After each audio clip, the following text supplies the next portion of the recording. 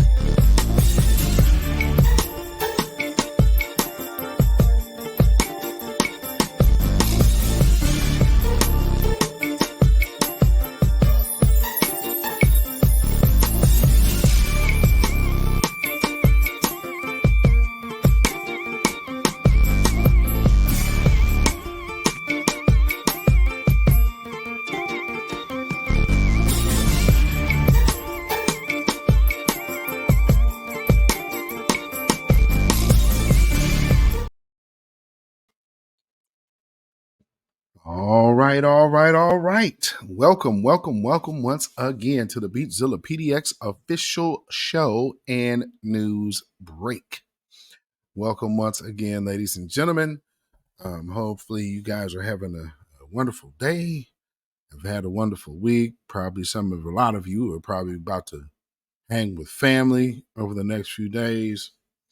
So, not that you are necessarily supporting the pagan holiday of the white man, but you are just going to enjoy the time alone with the family because everybody's off and, enjoy each other's company, eat and fellowship and do what y'all do.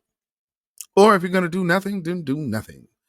But if you wanted to do something right now, you most definitely can by way of hitting that like button, ladies and gentlemen.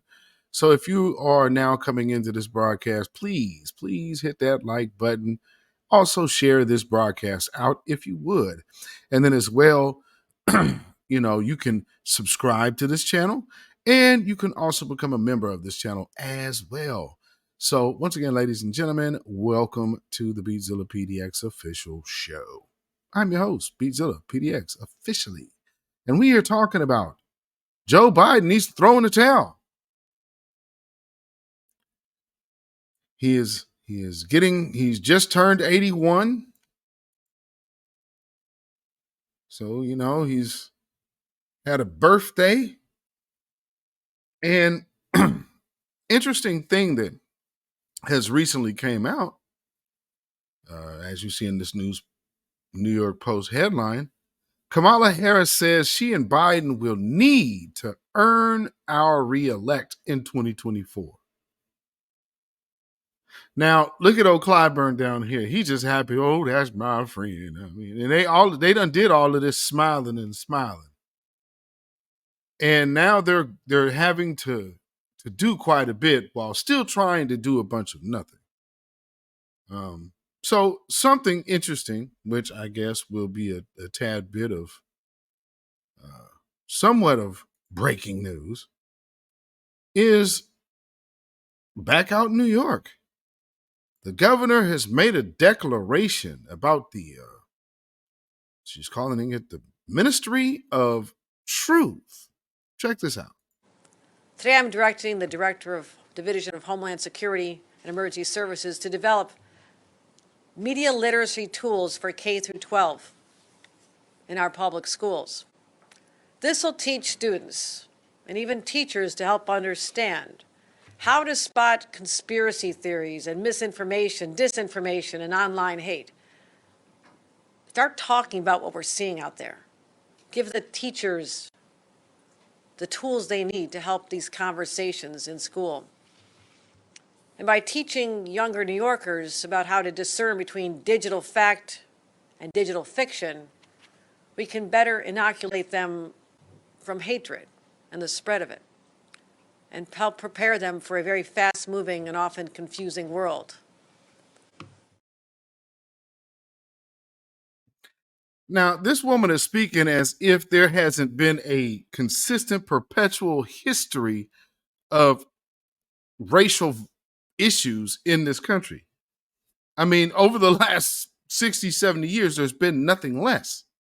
And I mean, going back all the way to the country's inception, it's always been based on race. So you have racial hatred that is, once again, it's as American as apple pie, as they say. Now, just take Joe Biden, for instance. He is an 81-year-old man who came up under Strom Thurmond. Some people like to tell themselves that something about Joe Biden is different than the company that he was raised under, which really legitimately makes no sense. And one could say the way that he goes out of his way to not discuss any Black issues, especially reparations. However, he can find the words reparation when it comes down to speaking about Hispanics who were harmed by Trump policies that would have kept them out of this country. And, of course, Joe Biden is a big proponent of illegal invasion over anything having to do for foundational Black Americans. And he's proven that time and time again. So he's even going out of the way to try to get these people the rights to vote. These people are going to be police officers before too long. You're going to start seeing these things. But here's something else. When she's talking about misinformation and digital disinformation, well, maybe she means something like this. But this is where we're at right now, and the end of 2023. We're in the next phase of the communist takeover of America. And where this is going, folks, is eventually we will reach the point of land confiscation. They will pass a slavery reparation law, and the government will say, Washington doesn't have the money for this, and Washington didn't do this to the Black people. The white people did it. We are going to have to nationalize land owned by white people. Don't think they can't do it. I'm Other telling you, nations my have done friends, it. I'm telling you, this is the plan. They're going to pass a national reparation law that requires the confiscation of land owned by white people as just compensation for slavery. And the whitest of the white are MAGA followers. Trump, white Christians who voted for Trump. They will be the very first ones to lose their homes, their farms, their ranches, their businesses.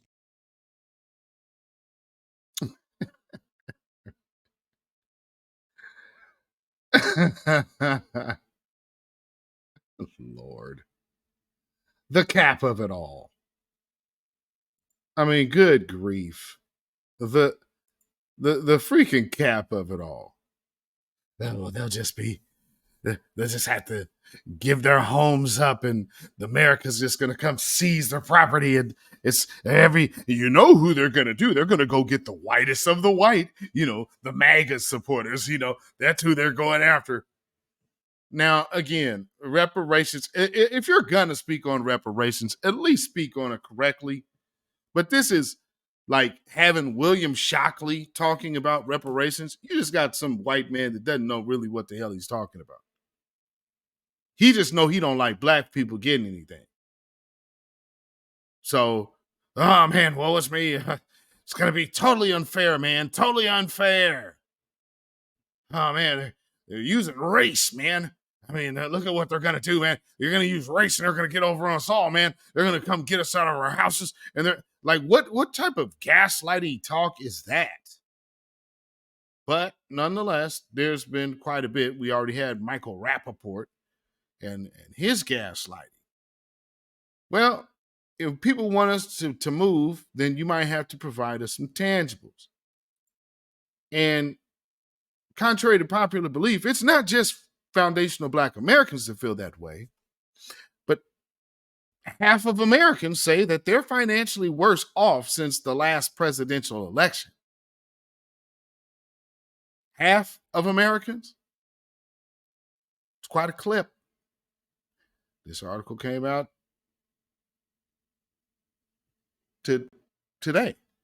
early today. Well, it'll be yesterday by the time you're seeing this broadcast, but check this out. It says, let me see, get my eyes together here. We're over 3 years into Bidenomics, and many Americans are not feeling very good. Half say their overall financial situation has gotten worse since the 2020 presidential election, according to a recent bank rate survey. Republicans were twice as likely as Democrats to say their situation is worse since the last general election, 67% versus 31%. With the 2024 election less than a year away, one thing's for sure: the economy will be top of mind for almost all voters. Nearly 90% of the respondents said the economy would be critical in deciding in 2024, in deciding their vote. Let's see. It says, why are Americans feeling pessimistic? It's easy to understand why Americans may not have the rosiest financial outlook.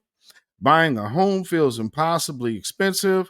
Over half of Americans live paycheck to paycheck, and a household income fell for a third year. Household income fell for the third year. Because we always be bragging on, we got all these jobs in the economy, and look at what Bidenomics has done. This is the truth of Bidenomics. And it's very interesting that I'm reading that too, because there was something that I saw Joe Biden actually put up. And as I'm reading that, so let me just play this video clip here. Yeah. So as you see that, it says household income fell for the third year. Now, you wouldn't realize that by looking at that little video. And literally, family, I'm not playing. Joe Biden posted that today. The rising cost of living has strained Americans' pockets, and their feeling about the economy. Many feel their income hasn't kept up with their expenses, making it harder to achieve financial security. But who exactly is to blame? Many Americans point to three things: Joe Biden, Congress, and the Federal Reserve. Almost half, 45%, who say their financial situation hasn't improved, blamed Joe Biden. 35% said it was because of Congress, and 27% said the Federal Reserve. Republicans were more likely to blame, say they blame the Federal Reserve, and then Republicans were more likely to blame Biden for their financial woes than Democrats.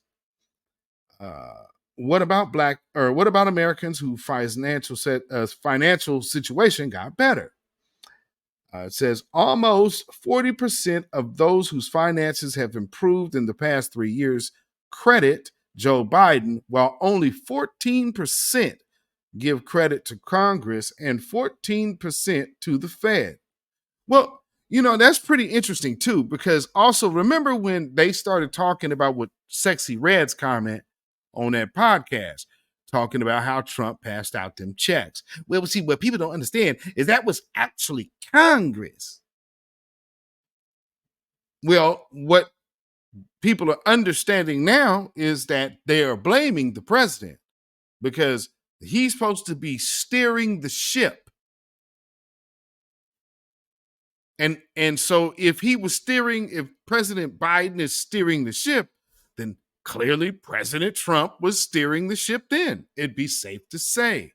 So let's not act like, oh, well, he got on them checks. Well, you actually got more checks under Joe Biden. See, what he did is he gave some money to the HBCUs. It's like, that's not the same thing.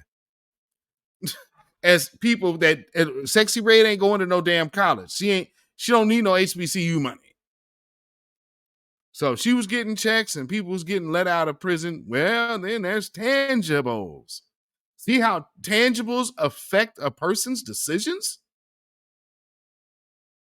Lord, it goes on to say,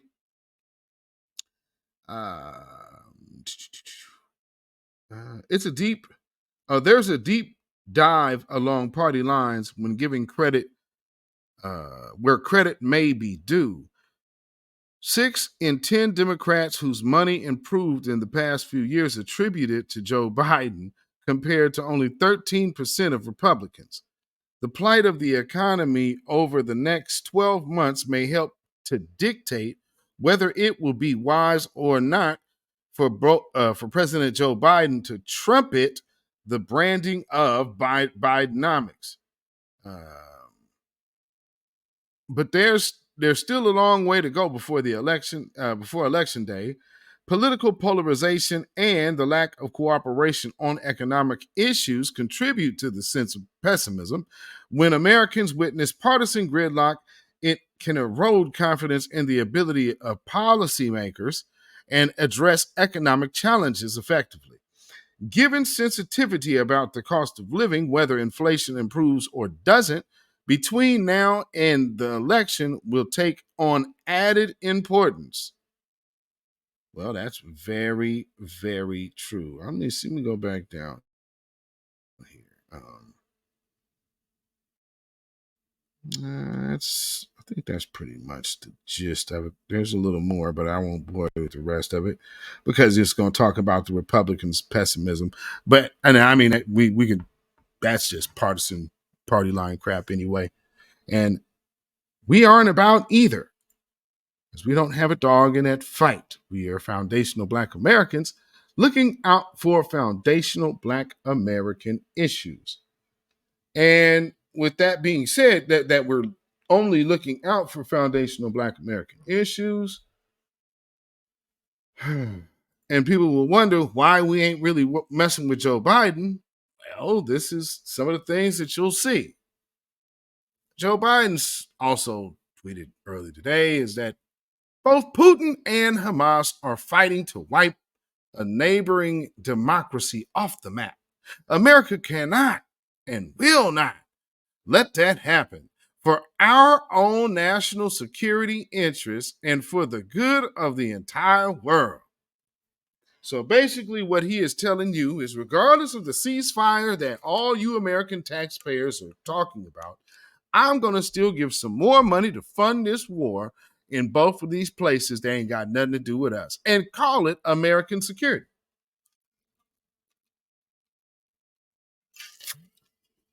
I would have to wonder What does Ukraine and Russia have to do with American security? That's Russia's border, not America.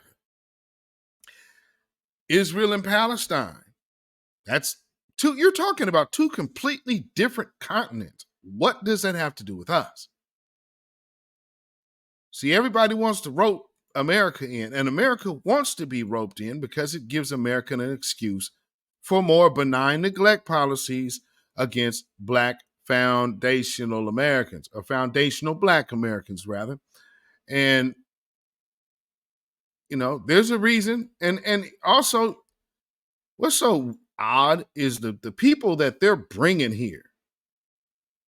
All of these people that they're bringing here, they're showing you what their agenda is. And of course, it has nothing to do with us. So there is no reason. That's why I'm leading with this. So there is no reason to be voting for these people. Now, even more so, the people that they've sent out the beckoning call to come invade our shores and borders, well, even they are now starting to complain and gripe a bit, and even taking a playbook out of the American history of protesting. They chose to do a sleep-in.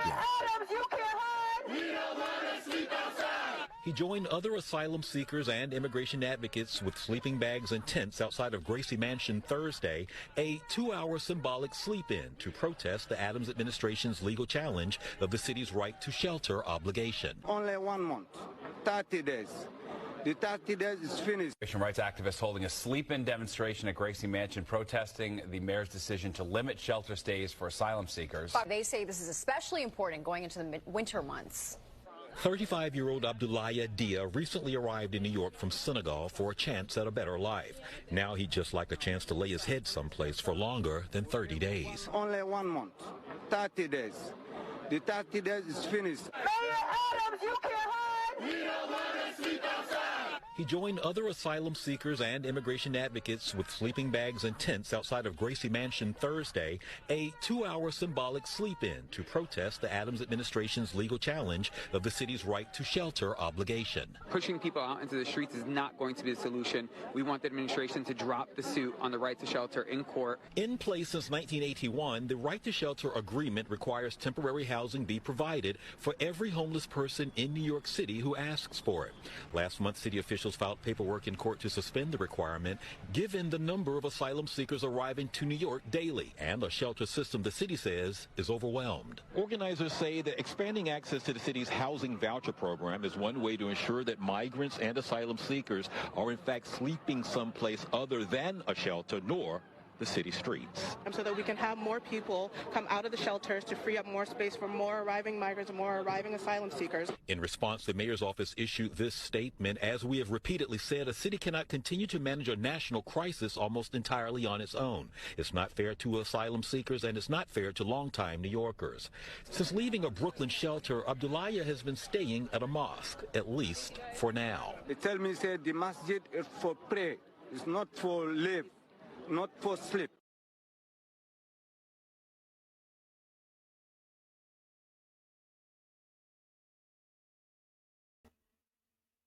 All right, there I am.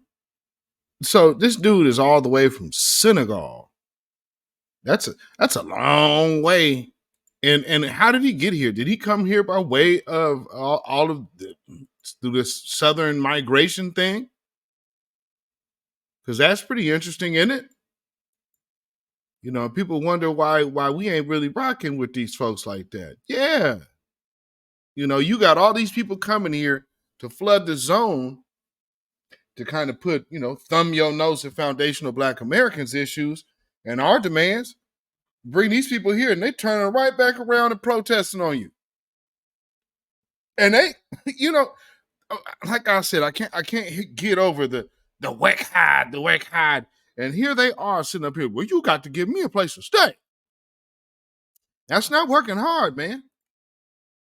In the meantime, Joe Biden needs to throw in the towel anyway. Because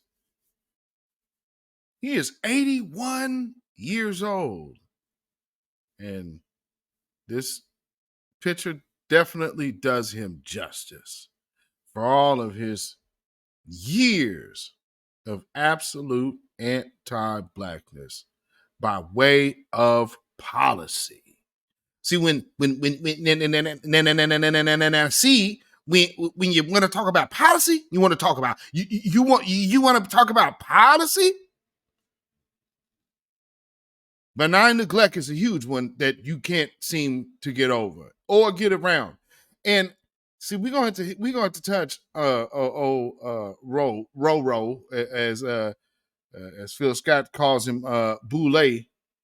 We're going to touch on Boulay again this evening, because number one, he had this one brother on here who was the Rhode Island dude from Black Lives Matter, who really, really, really seems to be on the I hate to say it, kind of on the unstable side of the game.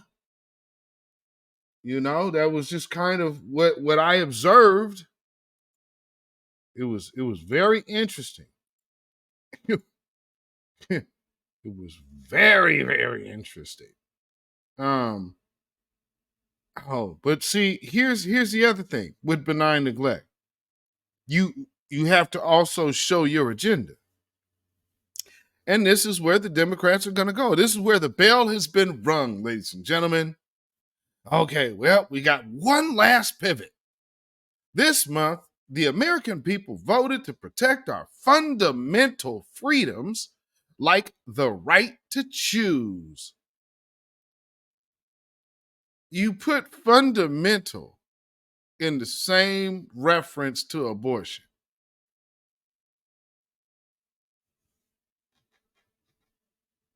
Anyway, they voted to protect our democracy. They voted against the extremism of our opponents. The extremism of our opponents. One side draws blood. The other side prevents the drawing of said blood. You would think that you were reading this in reverse, but no. They voted to protect our democracy. They voted against the extremism of our opponents. They voted for the progress that Kamala Harris and I have been making. And this is the messaging of the White House. And then let's keep it going. Kamala Harris, what does she have to say?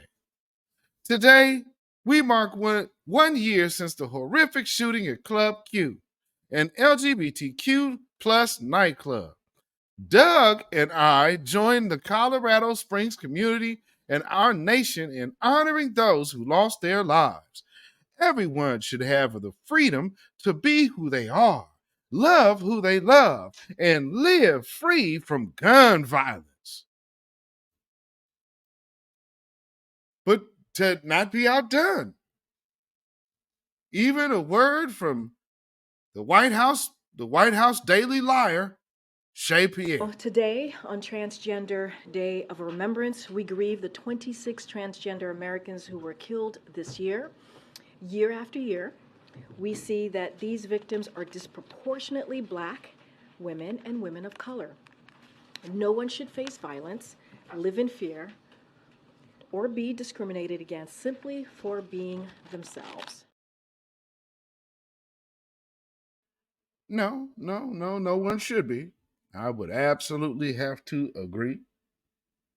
I would absolutely have to agree. Now,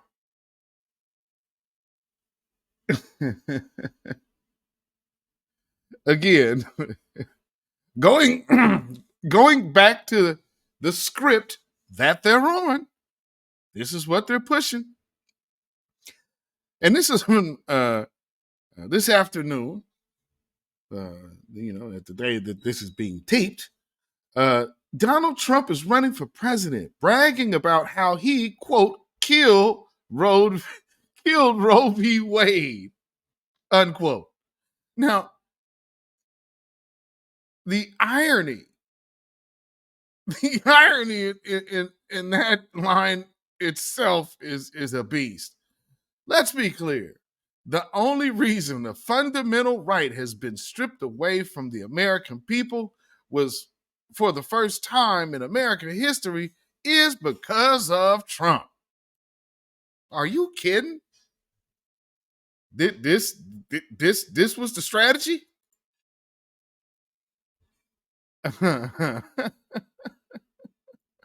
Oh man. Yeah. So question would be, how do you earn a re-elect? By running on issues that you already have pretty much failed to deliver on? I mean, the things that just don't make any kind of sense. But there's other things that don't make sense. Yeah, hold on. We gotta yeah. Speaking of things that don't make any kind of sense. Yeah.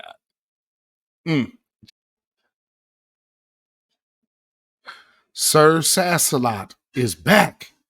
Back at it once again, ladies and gentlemen. When I keep telling y'all the Republicans are going to take away my health care and I am going to die. I am serious. I am going to die when I lose my health care. When my ass throw my motherfucking funeral, are we? Because apparently we can join motherfuckers. When are we going to be in the casket or is it going to be me? But you got the motherfucking nerve talking about you ain't going to vote and I got to respect that. And I do. Because I respect people's no. So when the motherfuckers tell your ass no, and you don't pay not a light bill, not a motherfucking goddamn cable bill, not a motherfucking mortgage, not nobody's motherfucking rent, you don't get to dictate what the fuck somebody do. Who the fuck raised you? And I said what I fucking said. I stand by what the fuck I said. Respect people's no. Respect my motherfucking no. I respect yours. Respect me, bitch.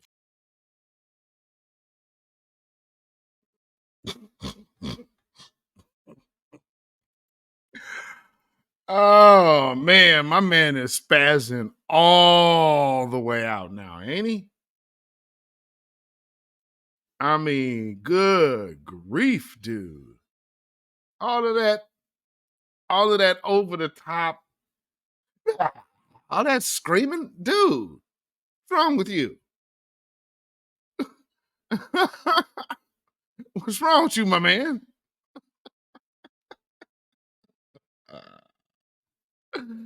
But I mean, he's not one of the only ones out there. And we told you, see, what he got, he's mentioning, maybe he has certain health situations that he needs that insurance. I guess he feels that he's going to lose his Obamacare. And maybe he on one of them pills you see commercials for. I'm on the pill. I mean, that could be the situation. Maybe he's undetectable. And he's trying, or who knows? Yeah. All right, y'all get down like that out there. That man might be tainted waters for you, so be careful. I mean, neither here nor there for me, but hey, word to the wise. Stay safe.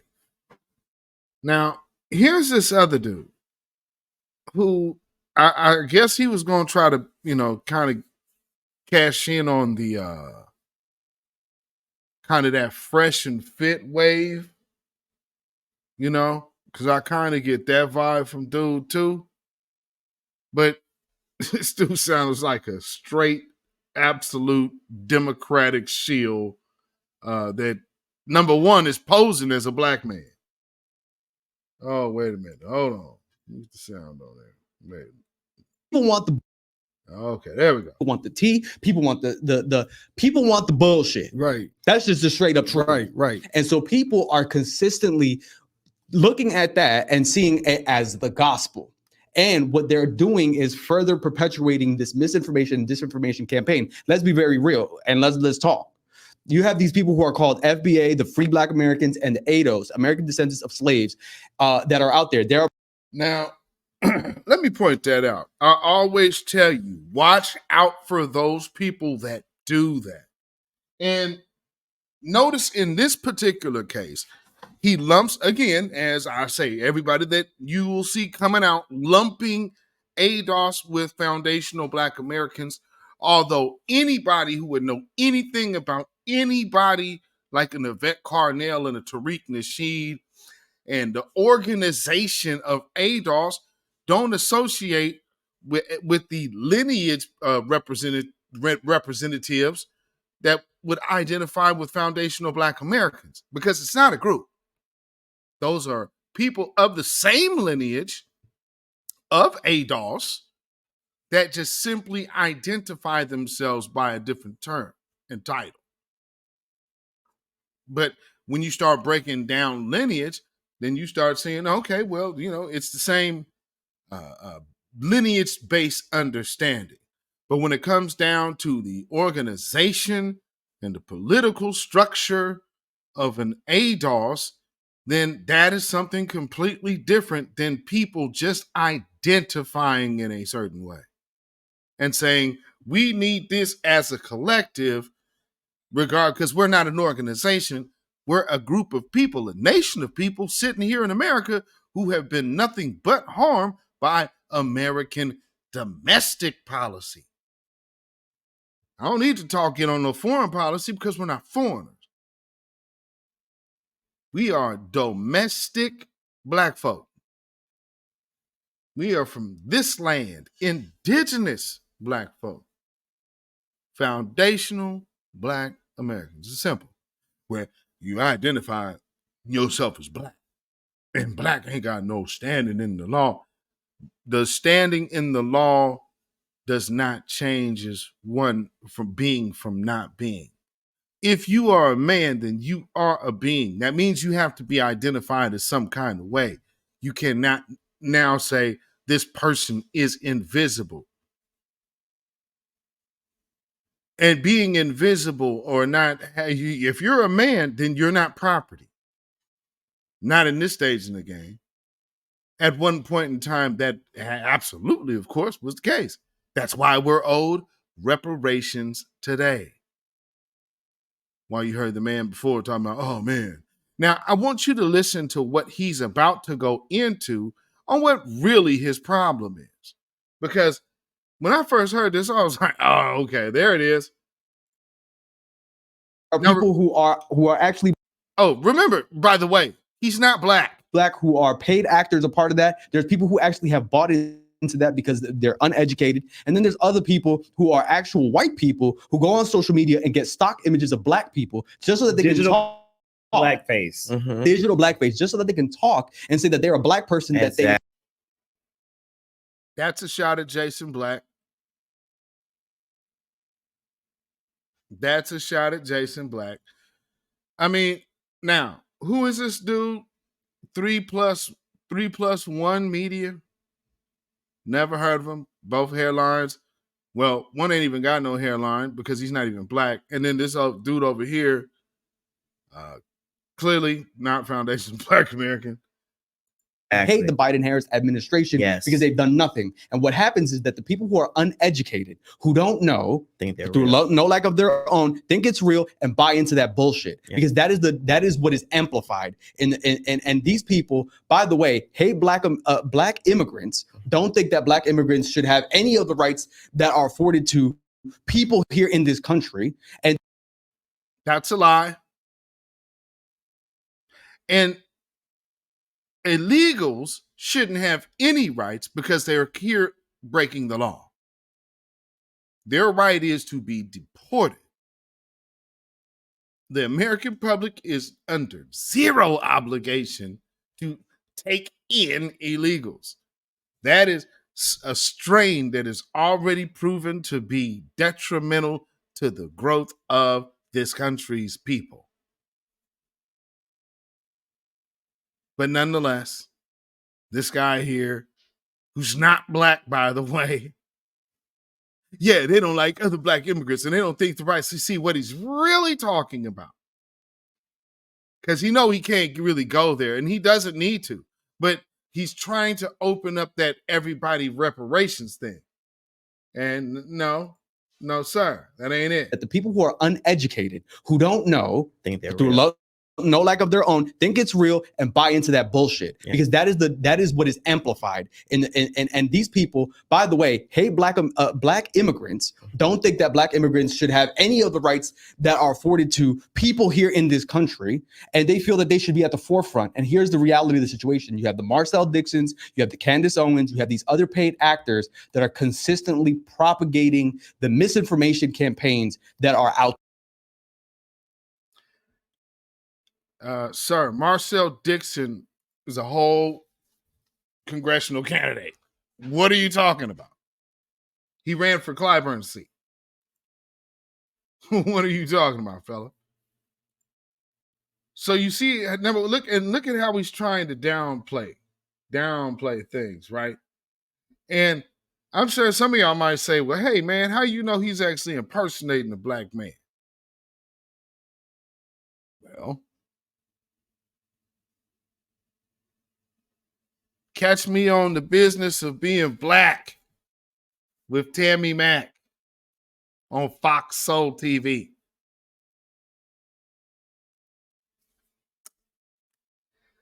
Yeah. There he is. Now, when you see this picture, is he not trying to go for the like I look like Nipsey Hussle look? However, I guess prior to his newfound quest to look melanated, well, there's this picture of him.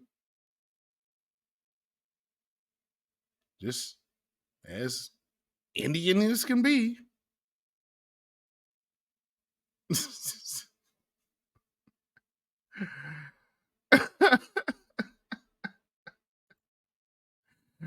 Yeah, ladies and gentlemen.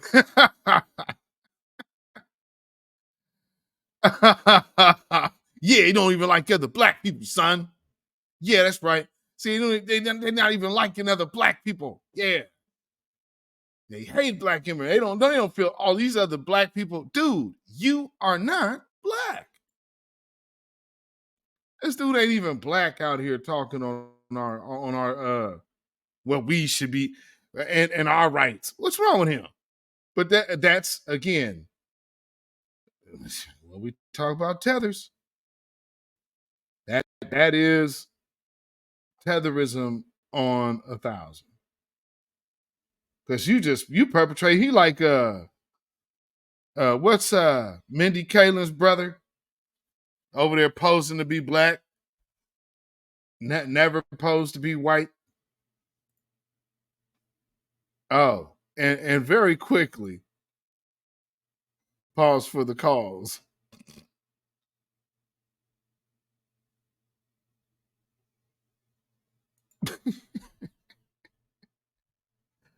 So, in talking about shills,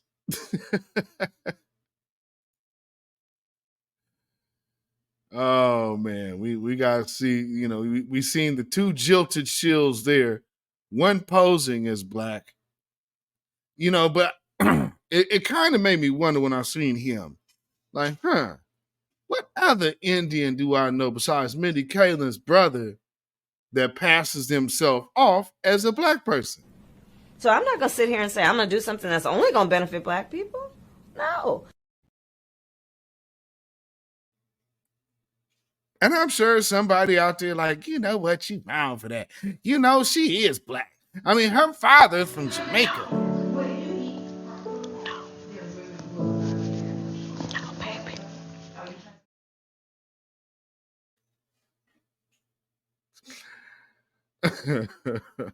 No. And a matter of fact, you can get one of those. Sambo.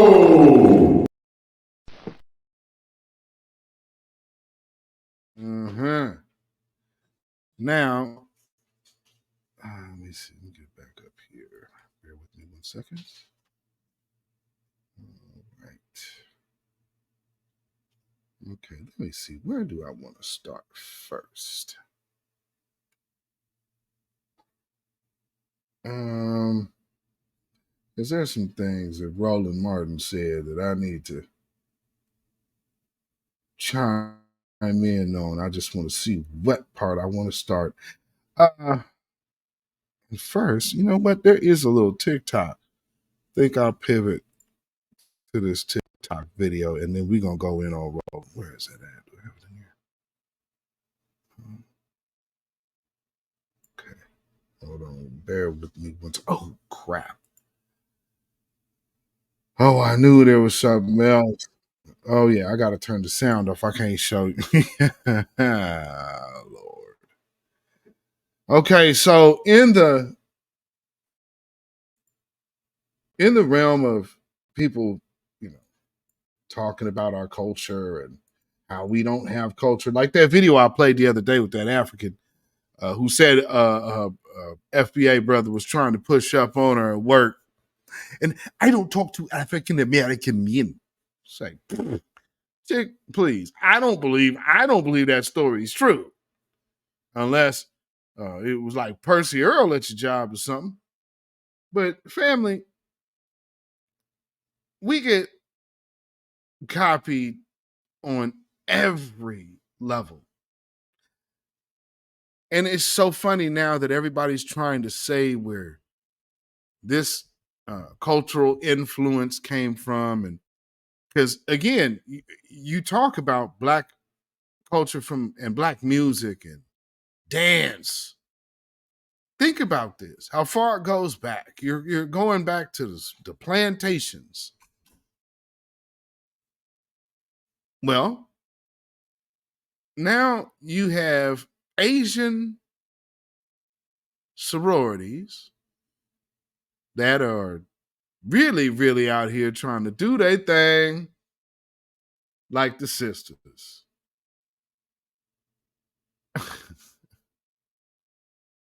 As they say, we can't have nothing.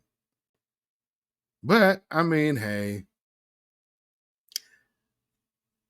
you know, the one thing I can't help but notice it that, like, see, their thing is all Asians. You don't see no outsiders.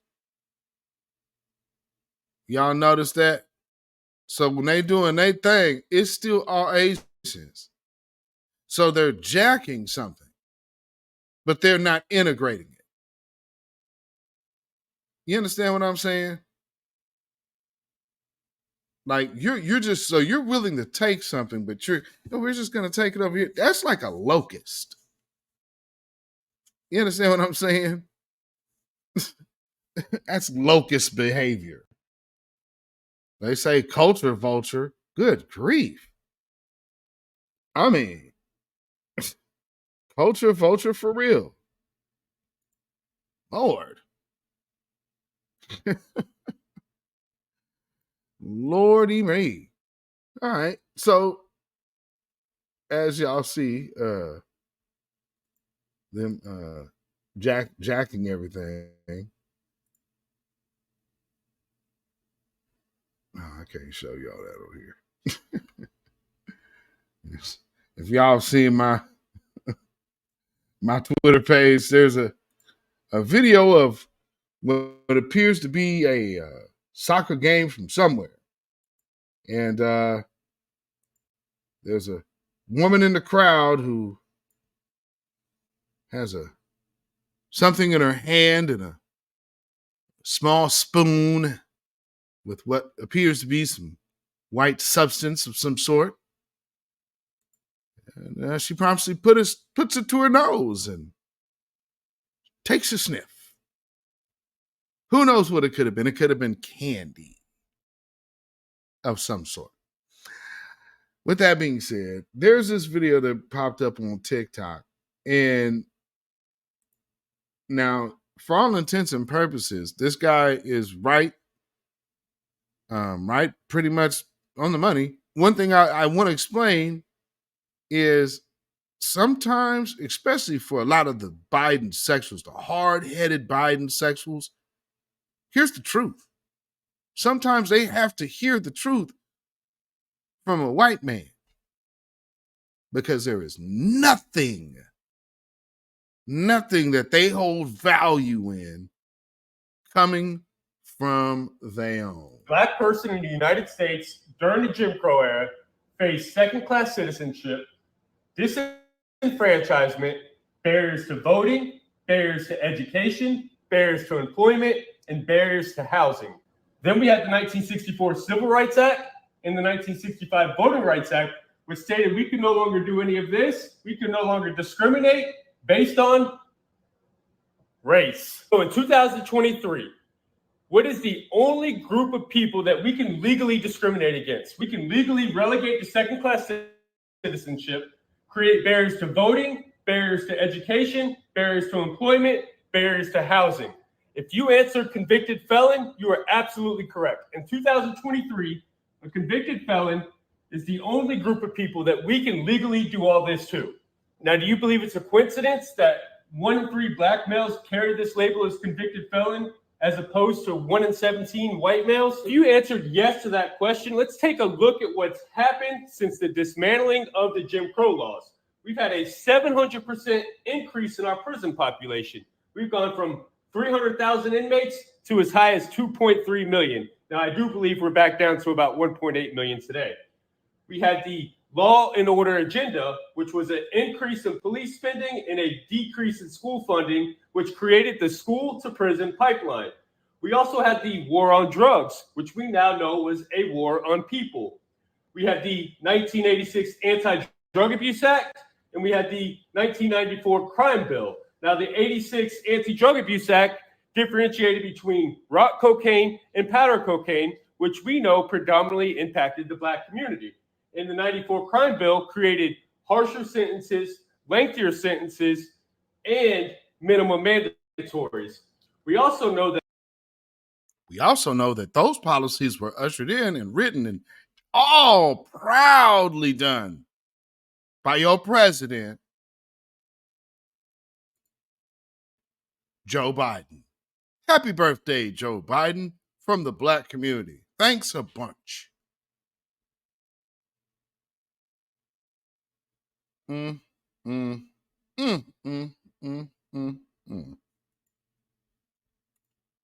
black people make up 53% of all exonerations, 69% of exonerations for drug crimes, and they're 7 times more likely to be wrongly convicted.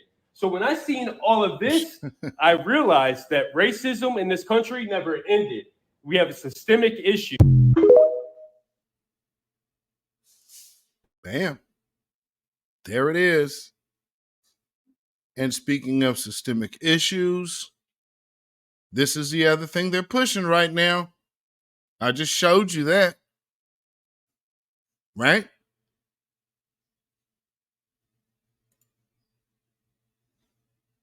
Think about it. Just saying. Hashtag no Joe 2024. I mean, for real. This guy is absolute worst.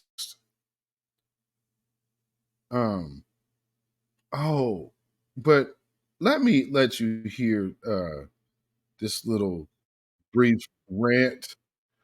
I want to hear this dude. I want y'all to hear him. He says something very interesting about Trump, and this is on MSNBC's program that the Red Witch over there working now, Psaki. So she over there at MSNBC doing her thing, and yeah, you know how that go. But she had this cat on there who was talking. Not sure what this guy's name. Well, matter of fact, let me see. Let me see if she mentions his name. And I want to just fast forward it real quick to get to the very last thing that he said. So turn to Trump, of course, and just some of what the report. Dan Goldman is who this dude is. Representative Dan Goldman. Reporting has been around some of his conversations also as we anticipate a year full of trials next year. I want to take a listen to part of a conversation that he had with ABC's Jonathan Karl about January 6th and get your thoughts on the other end. You told them you were going to go up to the Capitol. Were you just? I want to get past that. I want you to hear what this guy starts talking about. More and more dangerous. And we saw what happened on January 6th.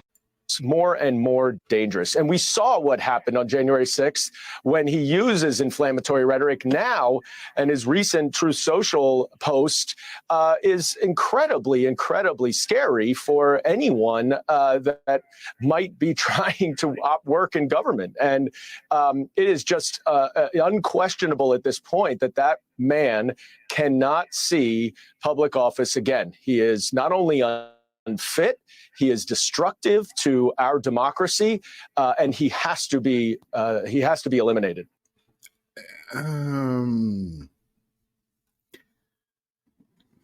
Yeah, about that last part. He has to be what now? He has to be eliminated.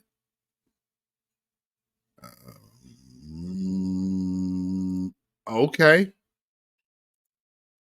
Saying the quiet part out loud, ain't you?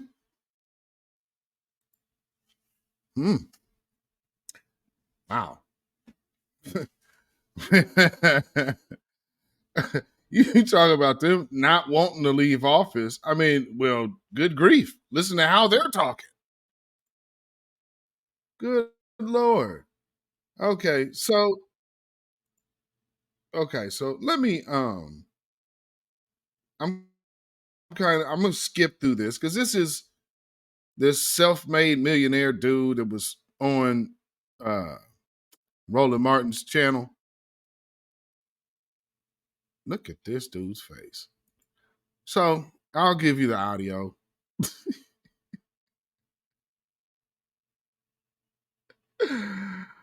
Oh, Lord. So Mark Fisher believes that Black people are embracing Trump. And, you know, I would have to say it definitely isn't that. Black folks are embracing their own interests, and that's what's changing. So let's hear a little bit of this, though.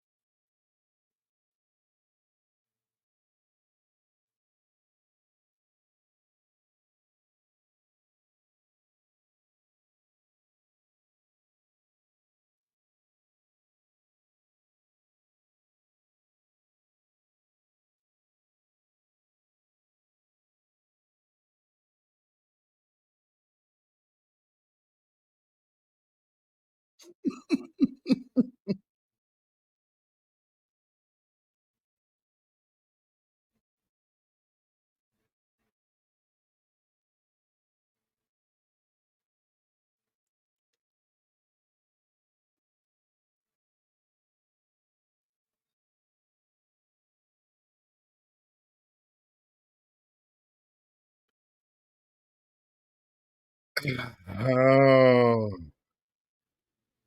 Now, okay. Let me just say something with this. And I gotta, because, you know, sometimes we like to observe body language every now and then.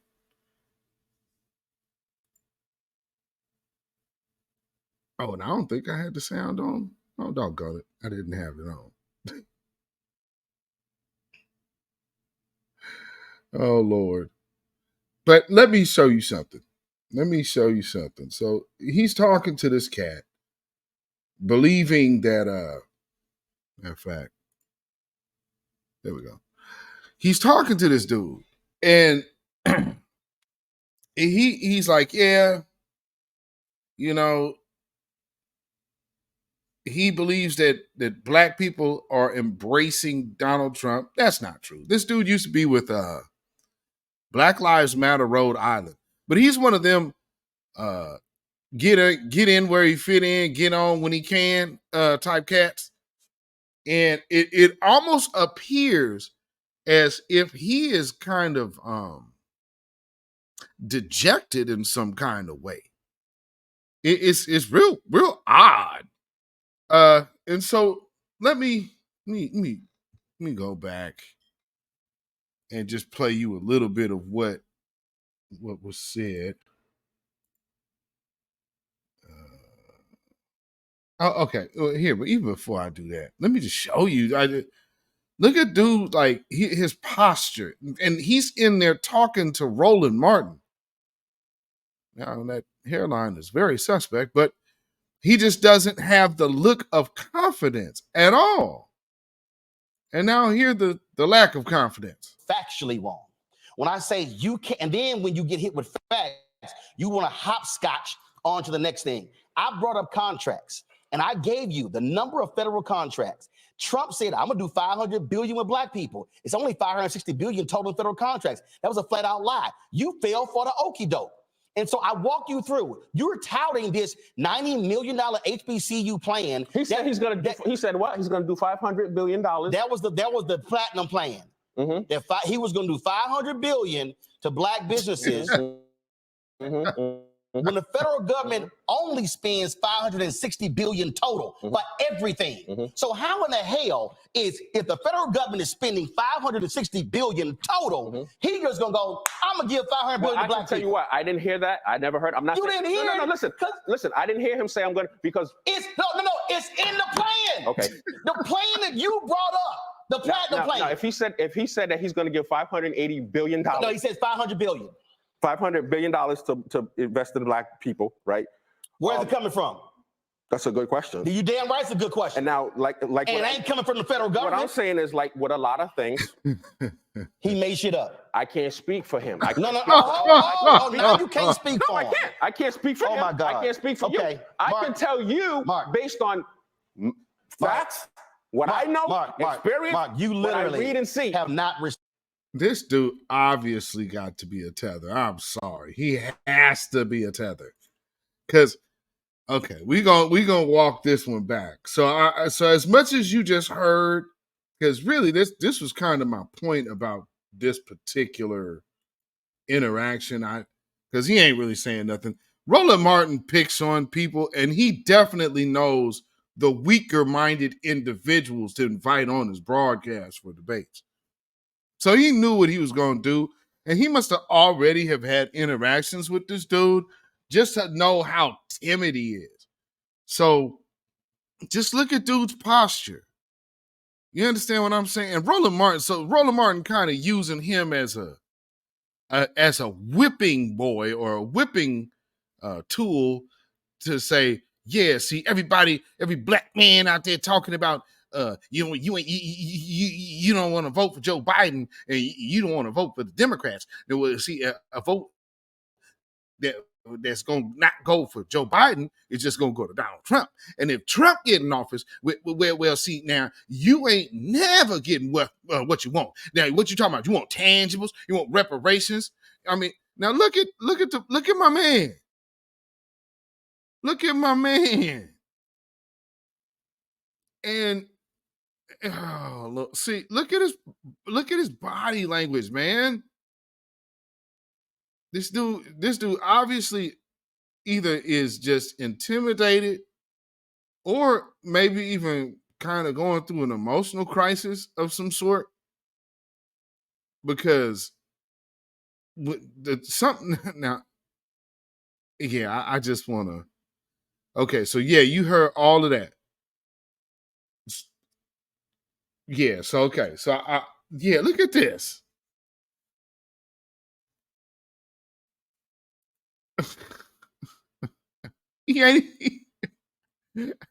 You got to sideways talk to Roland? My man. So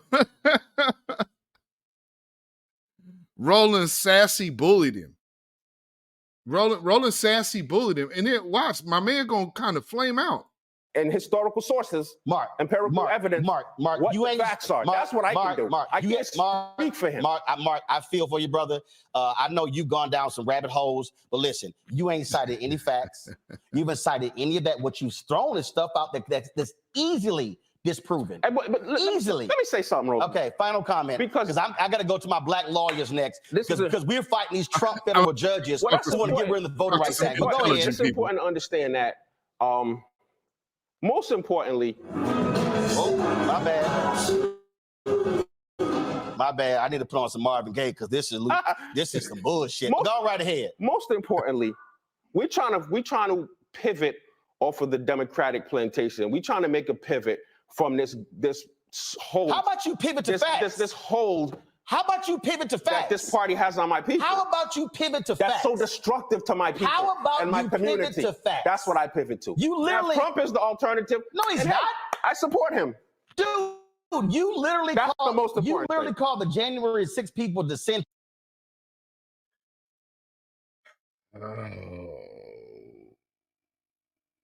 Now, okay, you heard what he just said, right? Now, let's. I need to give you this quick rundown of the body language. I got to give you this quick rundown of the body language just so you can see what I'm seeing. All right. Okay, look. So he fidgety. He's like, he don't even have no watch on. What are you messing with your collars for? What's going on? And he's still side talking. Roland looking at him dead in his face. And this dude, look how, and he's sitting that far away from Roland Martin and refuses to give him eye contact. This dude, something's up with this dude. Look at this man. This man looked like he is having an emotional episode. Roland Martin ain't is for this. And I feel for you, man. You knew this dude wasn't right. You knew this dude wasn't right. Come on, fam. That damn Roland Martin cold for this one, boy. Quoted calling the January 6 folks dissenters when they actually are domestic terrorists. Well, listen. You support them? I stand in solidarity with any American brother or sister, like I said from the very beginning. You stand. Whoa. Did you peep that? I stand with any American brother and sister. Family, is this the look that you have when you have to go in front of black folks who you know is watching and you know you sold out? Is that's what and the reality of the money that you took just wasn't worth it? But it's literally taking Roland Martin to bring that out of you. Look at the look on his face. Now, what he's about to say next, look. Just listen, fam. Stand in solidarity with the Oath Keepers? That's going through hard times. Do you stand in solidarity with the Oath Keepers? Mark, that's because I don't take no pleasure in any American brother. Mark, this is the thing. I'm asking you a question. I know how people feel. And I in solidarity with the Oath Keepers? Listen, yes or no? I have empathy for black people, right? Because how do you think I feel in my community? I have been castigated throughout my community and family and friends. So here's the thing, but I know. Okay, did you hear that part? Did you hear where Roland trapped him? Do you hear what Roland, and he's getting trapped by Roland Martin. I mean, so do you stand in solidarity with the Proud Boys? So do you stand in solidarity with the Oath Keepers? Well, I stand with the Americans. Like I said, family, was that the look of when it hits you that, damn, I sold out, son? I mean, did you hear what he just said? Well, I know what they mean, and I've been castigated in my own community, and I tried to start a business, and nobody would help my business. Oh, wait a minute. What was that? Hold on now. Take no pleasure in any American brother. Mark, this is the thing. I'm asking you a question. I know how people feel, and I in solidarity with the Oath. Listen. Yes or no? And he can't answer that. Black people, right? Because how do you think I feel in my community? I have been castigated throughout my community and Say, family dog. and friends. So here's the thing. Family But I know and how they feel. friends. I understand. And guess what? Because they hate Trump. But guess what? There's no future in that. There's no future in that. I know how you feel. No, ain't no future in this country if that lying, narcissistic insurrectionist is allowed back in. You literally have called the January 6 people dissenters. These are people who were domestic terrorists. These are people who were angry that black people voted. Donald Trump kept trashing black people when he would say Atlanta, Philadelphia, Milwaukee, and Detroit. You had a The funniest thing about all of this, and this is what I wanted him to get out, and we're gonna move on. Did you hear all those cities that he just named off? Isn't there one missing that was literally the very first talking point of a suspected white supremacist? And also people that were trying to find reasons to back Biden's gun regulation on a federal level. Well, you know, we got all this stuff in Chicago,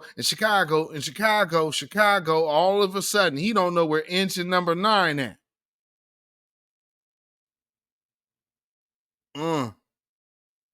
It's really telling. See, this is how you know, like, yeah, Roland Martin is towing the line for the Democrats. That much is clear. But what also he's showing is that he knows exactly what he can't talk about. But I think also that's kind of him selling himself as well as like the political consultant.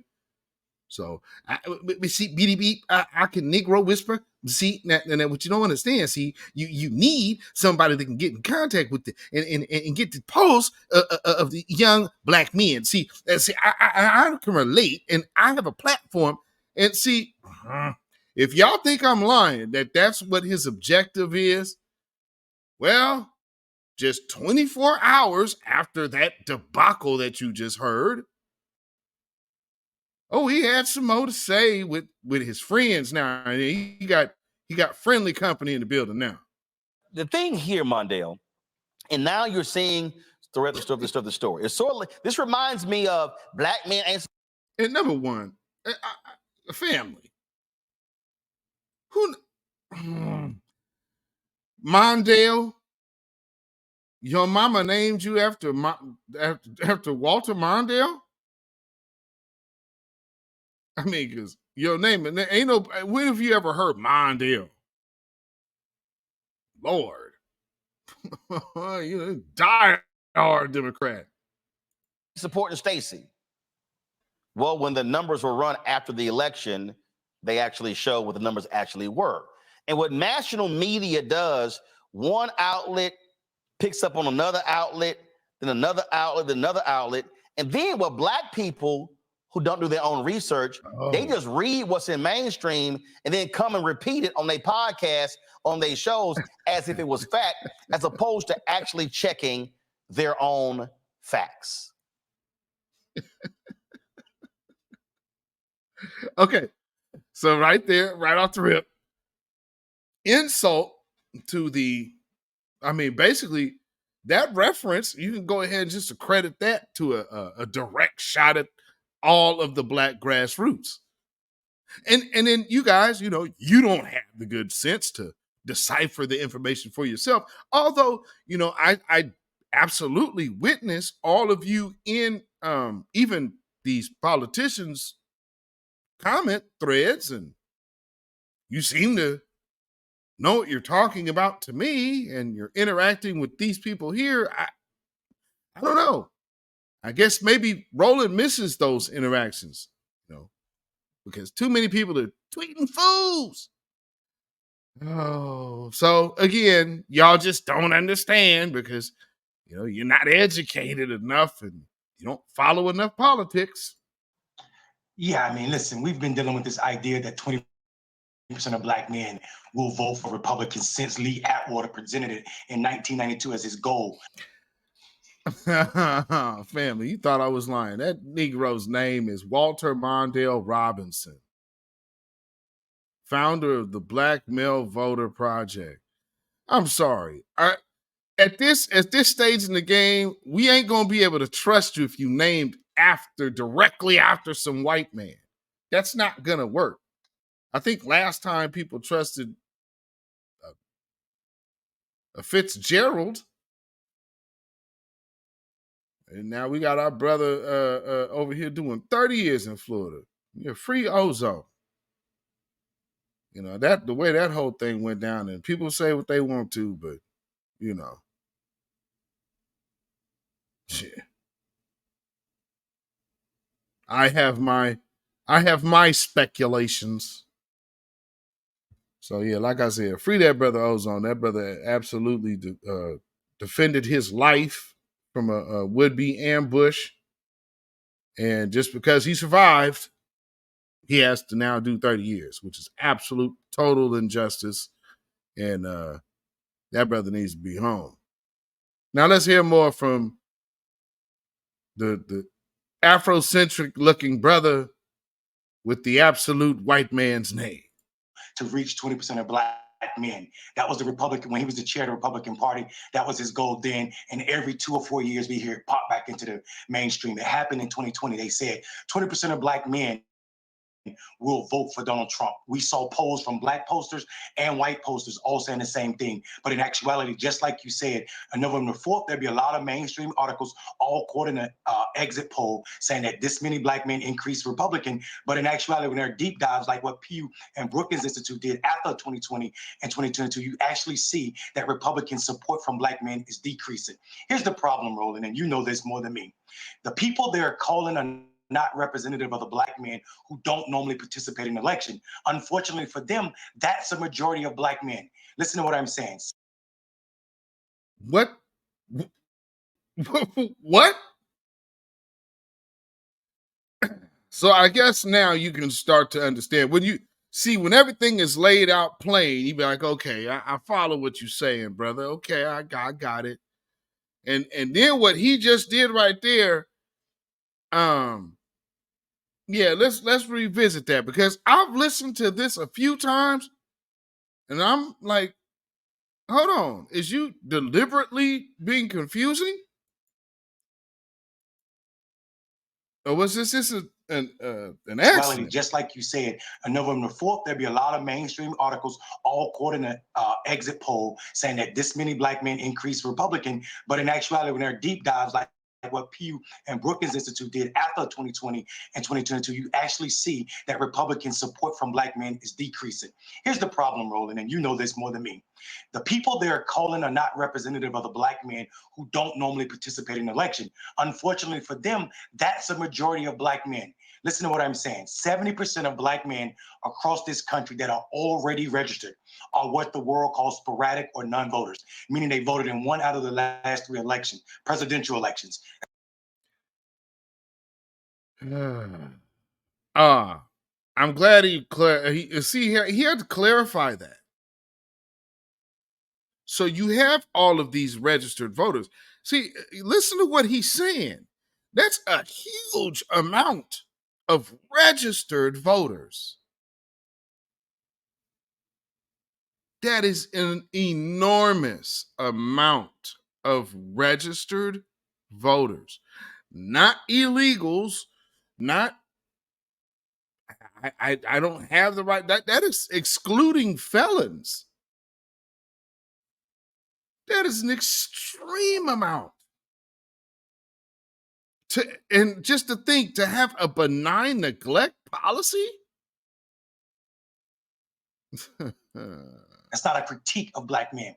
It's a critique of these tired strategies that tend to spend their money on mainstream media trying to reach black men, fighting Republican talking points. Republican talking points have not worked for black men since Martin Luther King dad said, if you don't support my son, get him out of jail, talking about Martin Luther King, who's riding with a white woman in Georgia in the prison. They've not got over 12%.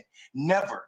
Never. So these polls, one, that black men don't really respond to, don't represent the majority of black men, become a talking point that get bounced around over and over. Now, this is not an idea that Democrats can sit back on their loins and do nothing to combat the idea that black men are highly pissed off with them as a party. But it is to say that black men will not go against Republican or support Republicans in an increased manner. They didn't do it for Trump in 2020. They actually voted less for Trump in 2020 than they did in 2016.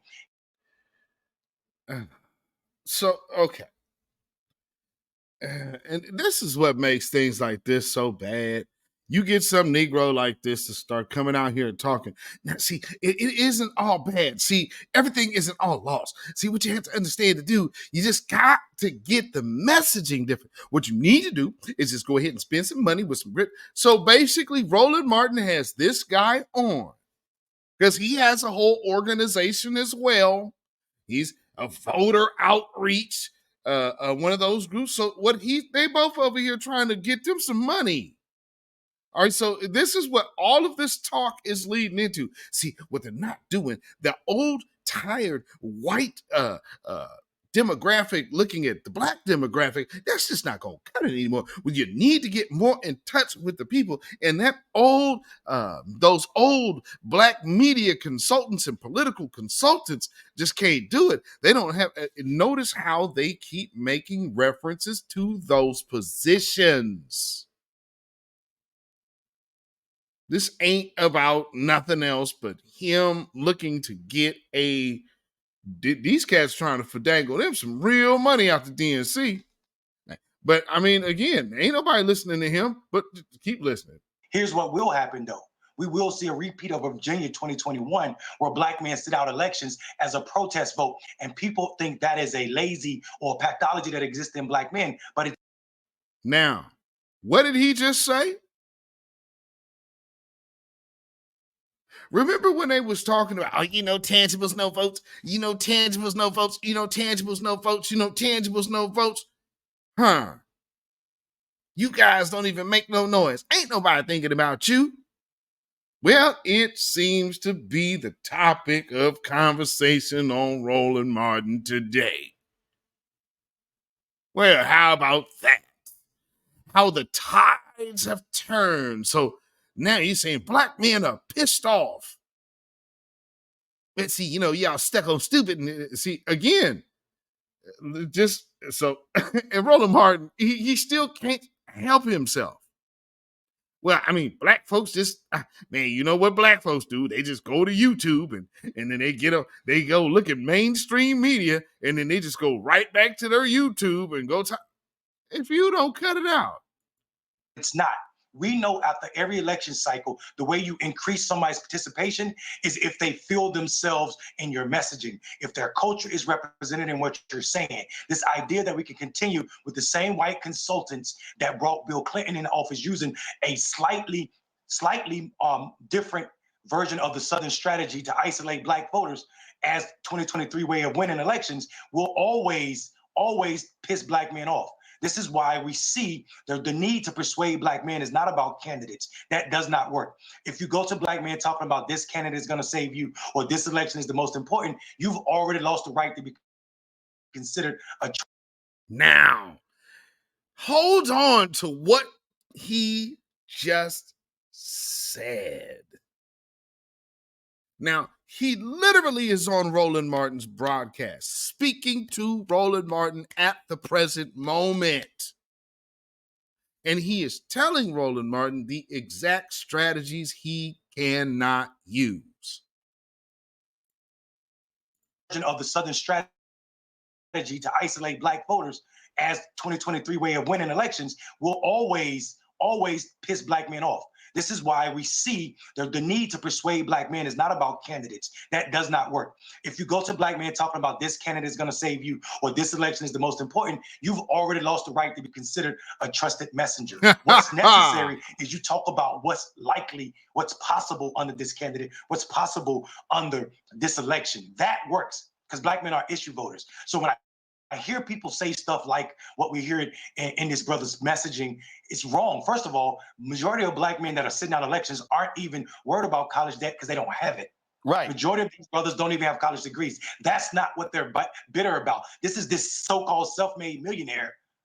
I doubt if he is. This so-called self-made millionaire complaining about something that's personal to him. And what we know about black men, just like black women, we vote together more than any other demographic, racial demographic, or any other demographic in this country. So this. Yeah, that's true. But you're already speaking about the decline. And you have notably been able to look at 2021 and 2022. Those are 2 elections back to back, sir. Yeah. And 2023. That was white women that you relied on this time. So all these off-year elections that you had, yeah, it wasn't. The writing's on the wall, baby. Idea that we are selfish people. There's a pathology that exists in us that will keep us away from the polls because of our own needs does not ring true at all as it pertains to Black men. Period. Well, hold on, Ro, if you don't mind. What we do know, though, is the idea that I can keep getting emails from old Democratic strategists is not going to work to engage this demographic. These brothers don't listen to TV in mainstream. These brothers are more likely to get messaging from battle rappers, from podcasters, and run with those than they are from CNN, MSNBC. Oh, absolutely. Battle rappers? What battle rapper are y'all getting information from, family? Is there a battle rapper out there that you're getting info from? What the hell is he talking about? Battle rapper. Yeah, you get the battle rappers. I mean, hey, man, I was just saying. Battle rapper. What the hell? Is that what he's calling Sexy Red? Now, here's another thing. Getting tips from how their memory is just so short.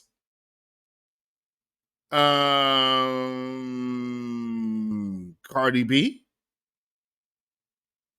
Does anybody remember Cardi B and Joe Biden talking? And nobody was hating on rappers then. Then you had Hip Hop 50. And then here again, you go from using hip hop as a tool for the Democrats and using that as a tool against Black folks at the same time. It's a little confusing, brother, but okay. Go ahead, Ro. I mean, look, here's the deal. I was in a meeting recently, and I said, guys, 65% of the people who are on my YouTube channel are Black men. 65%. I'm like, numbers don't lie. And when we talk about, like, first, so the Wall Street Journal had this article that came out today. And don't pull it up because for some reason I can't get it to be full screen. But here was a lead. It was, first of all, it said Biden is losing Black voters. Here's why it matters.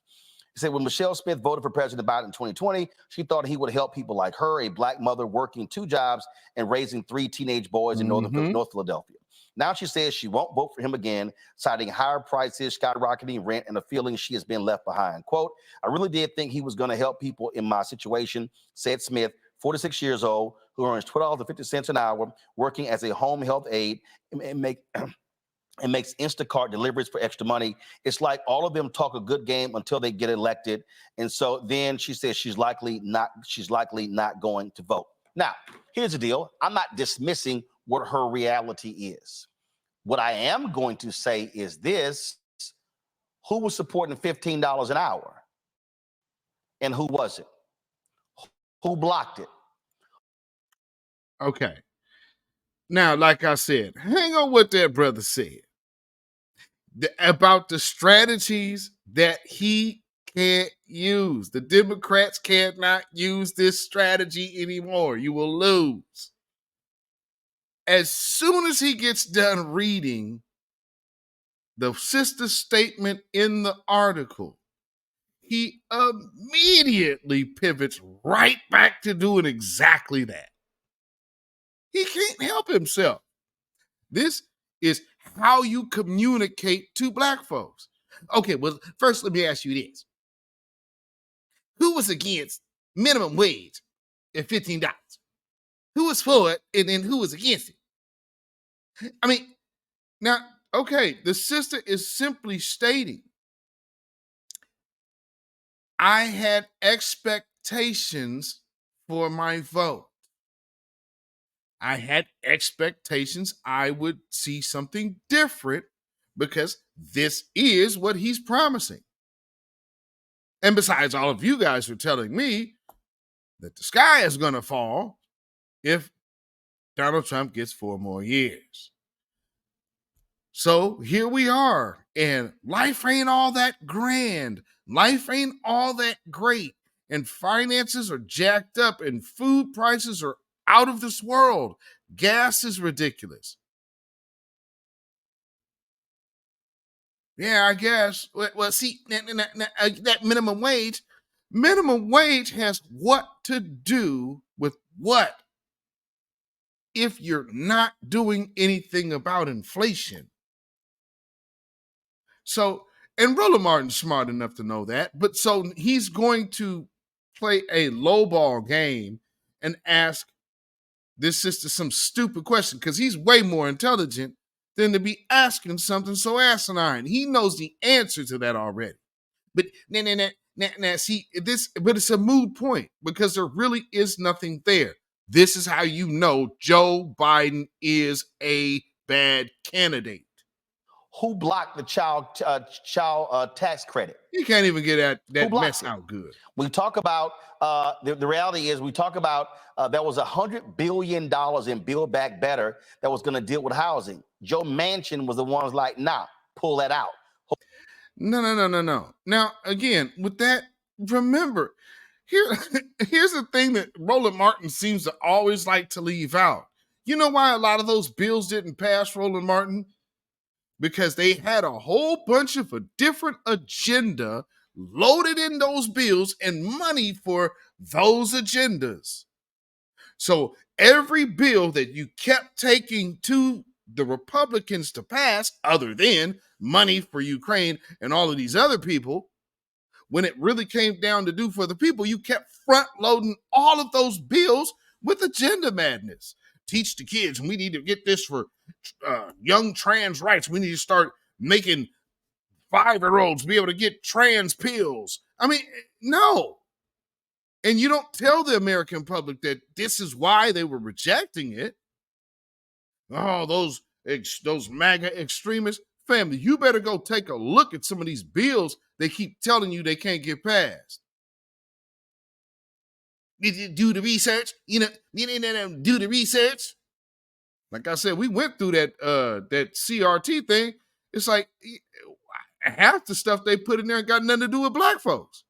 So you have to go look at the laws while they're telling you, oh, this was the main thing. They absolutely put a albatross or an anchor around a bill's neck just to make sure that bill ain't gonna go nowhere with all that other stuff they throwing in there and knowing that the Republicans ain't going for it. So, and then turn around, it's almost like, well, okay, prime example. I really don't want to do something for you. And I can't look publicly like I don't want to do something for you. So what do? I put a situation up and say, hey, this is for you.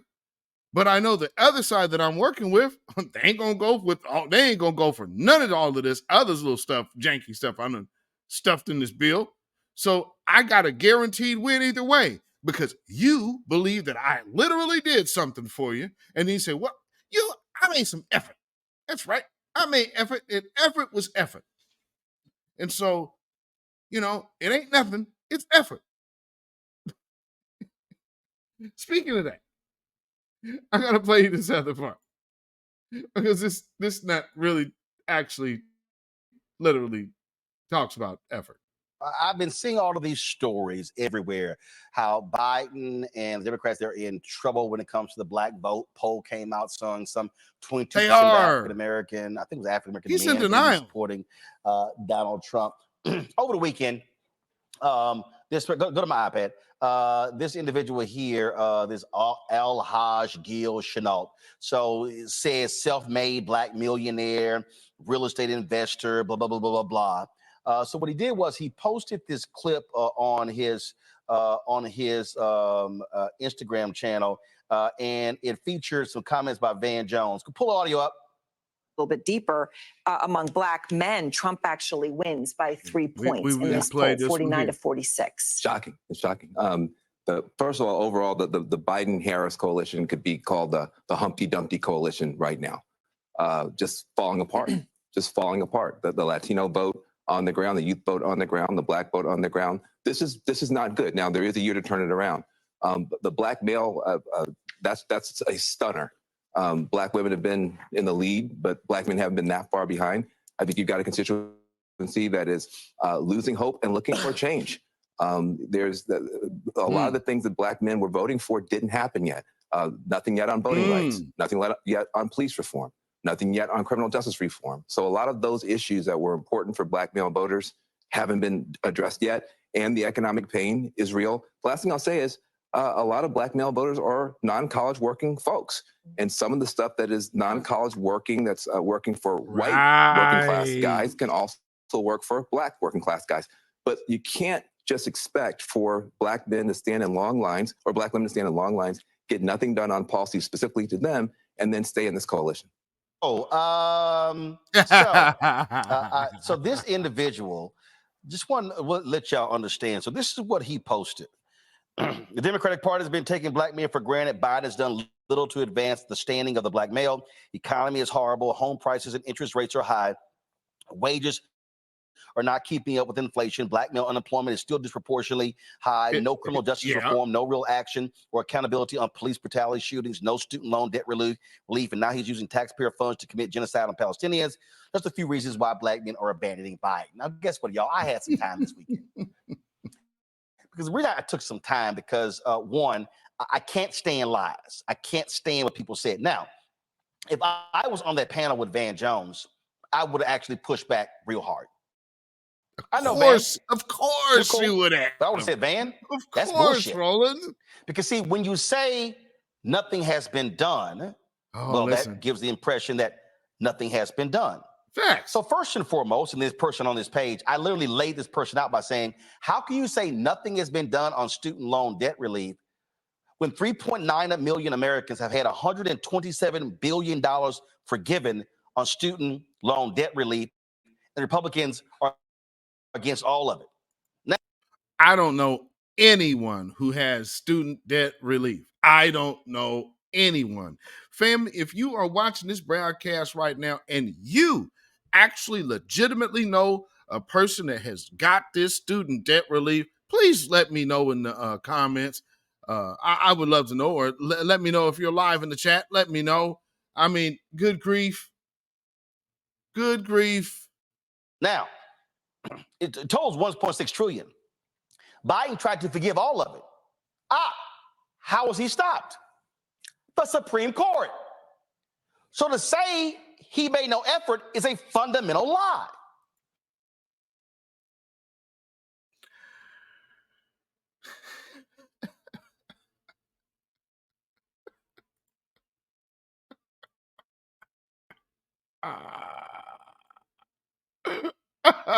Super crafty, but no cigar. Sambo.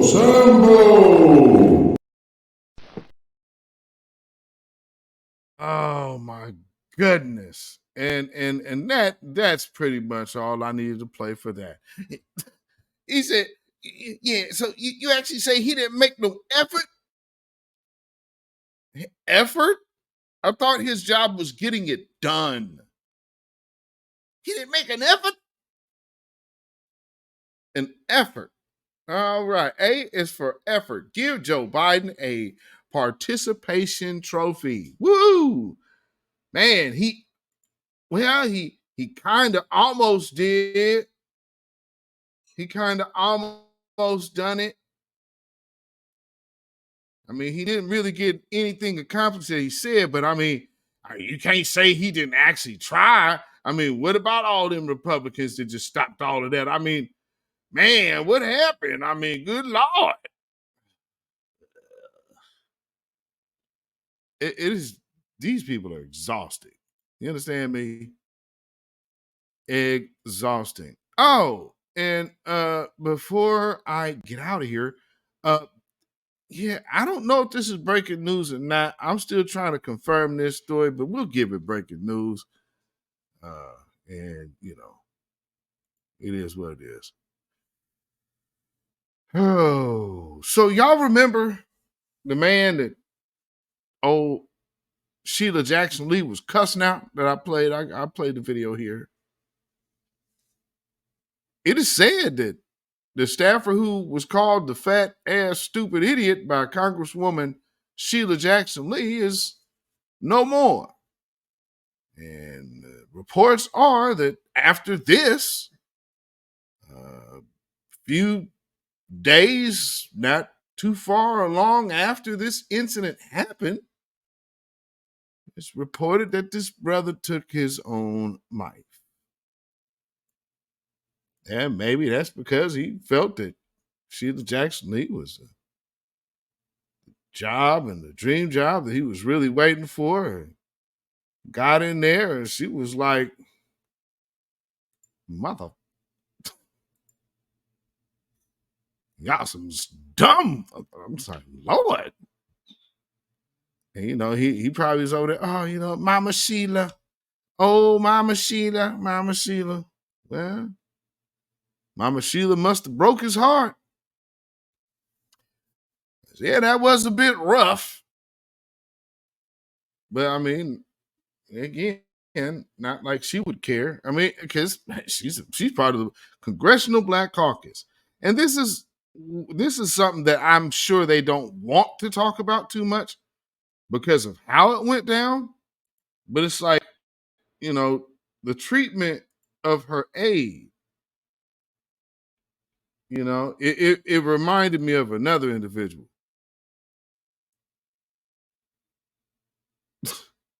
You understand what I'm saying? But maybe I'm wrong. The way they've said people have came up missing around them Clintons, I'm just saying.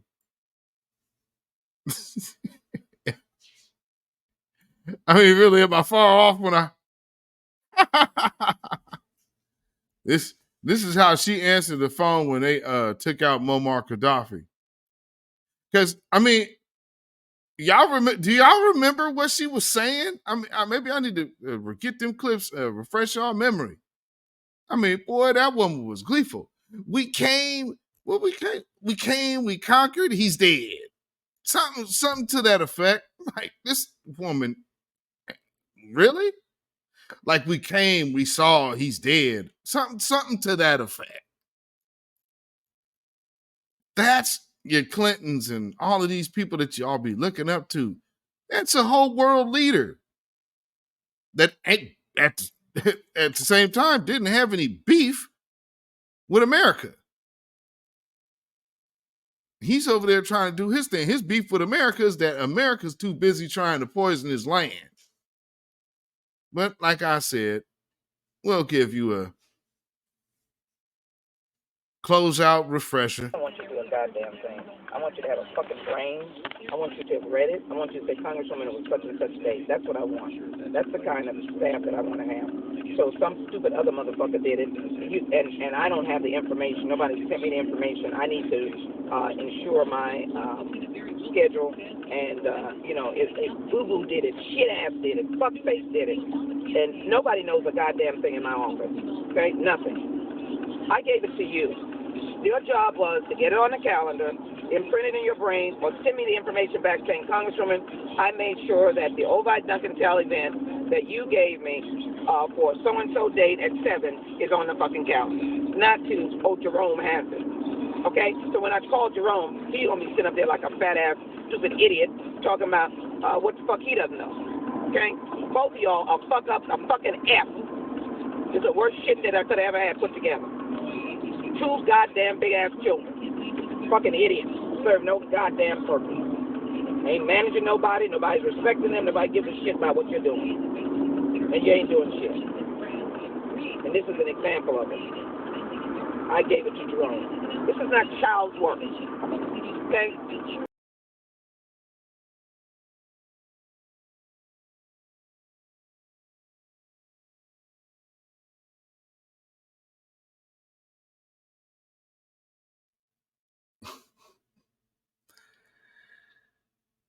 And so reportedly, that's how it happened.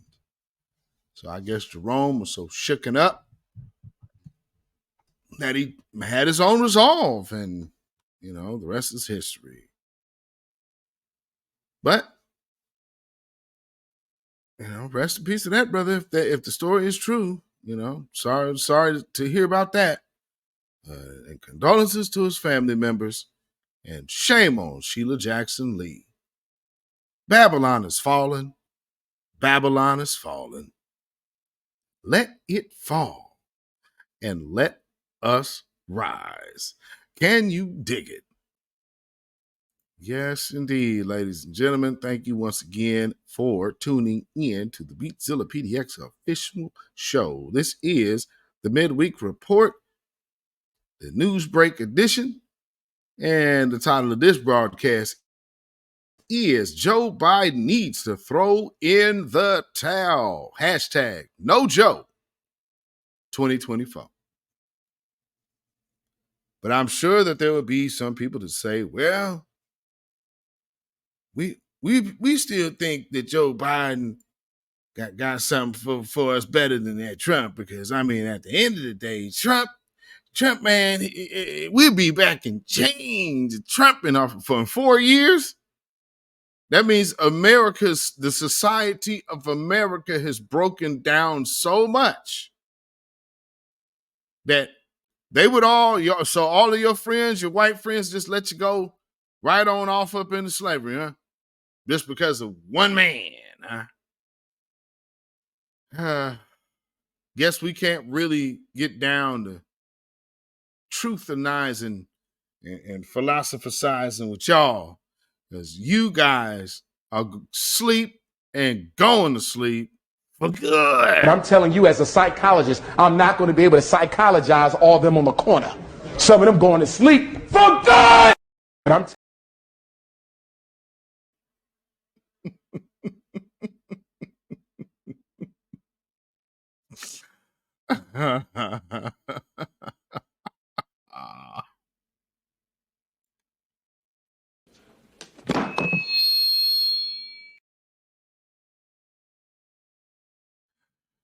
Oh, man. So, you know, needless to say, for all of the people who still trying to get people to get on that plantation of the Democrats and stay there, stay put like Kizzy.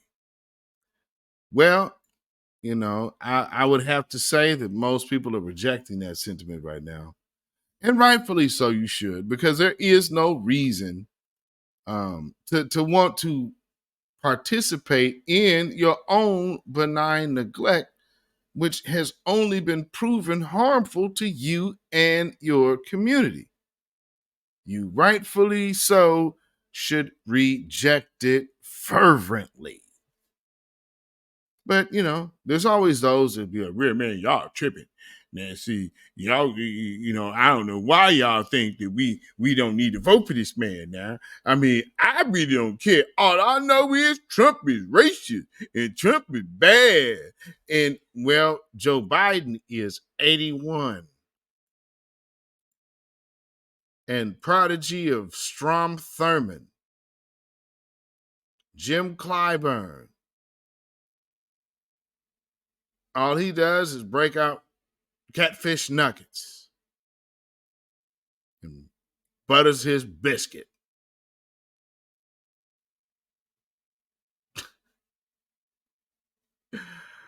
Oh, Lord. And y'all like, hey, man, y'all gonna mess things up for us, man. I just don't understand what's wrong with y'all. Now, they've been good to us now. Now, that white TikToker showed you what's been done to black folks in America.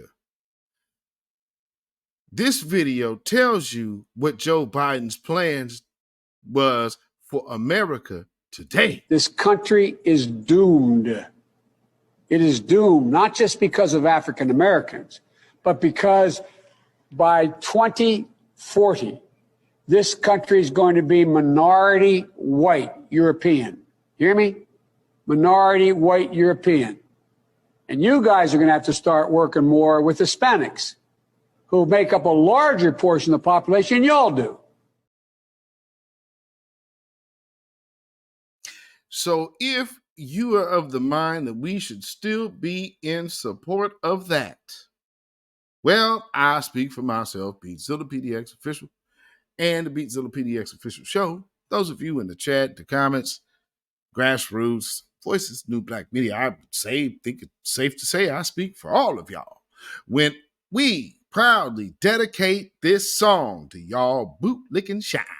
Get up off of that cocaine and get up off of that crack. Get yourself together and get your mind back. And for all of you fake blacks that are trying to cosplay as black, so they don't want all the black immigrants because you're not, number one, you're not a black immigrant. Hashtag hands off our reparations. You have no rights here. We're not under the empire. Family, you can follow me at Facebook, Instagram, and Twitter at beatzillapdx. You can email me at ourrealtruth@gmail.com. And if you feel so inclined to put some money in the bucket, you most definitely can do so by way of donation at CashApp, $beatzillapdx. That's CashApp, $beatzillapdx. Also, we have PayPal, which is Zilla Muzak. That is ZILLAMUZAK at PayPal. And of course, family, remember, give this video a like and a share and subscribe. So with that being said, I hope that y'all have enjoyed this once again broadcast right here on the Beatzilla PDX official show. Remember, vote independent. Because that thinking independent, voting independent, nothing wrong with that. That means you're moving with your own mind and never let anybody get you off your square, especially when they dare come and talk to you like this. But I tell you, if you have a problem figuring out whether you're for me or Trump, and you ain't black. Stay black, stay vigilant, stay alive. Black first, black first, black first. Shalom, y'all. Have a safe, happy holiday for those of you who are enjoying it, and those of you who are just spending time with the family. Black first, y'all. When you know who Satan is, yes, sir, you don't have to kill him. No. The stone of truth. Yeah. See, that's what you throw. Yes, right. Allah says, had we wished to take a pastime from before, surely we would have done it. Nay, we cast truth at falsehood till we knock out its brains. Every one of you that knows the truth, stand up and tell it from the mountaintop. Black people can't take it no more. So wherever you are on the job, in the factory, I don't care where you are. If you know the truth, stand up on the truth and tell Satan, who the hell are you to try and pick my friends? Farrakhan is God's man, and you are from the enemy of God. So to hell with you. Stand up on it like a man.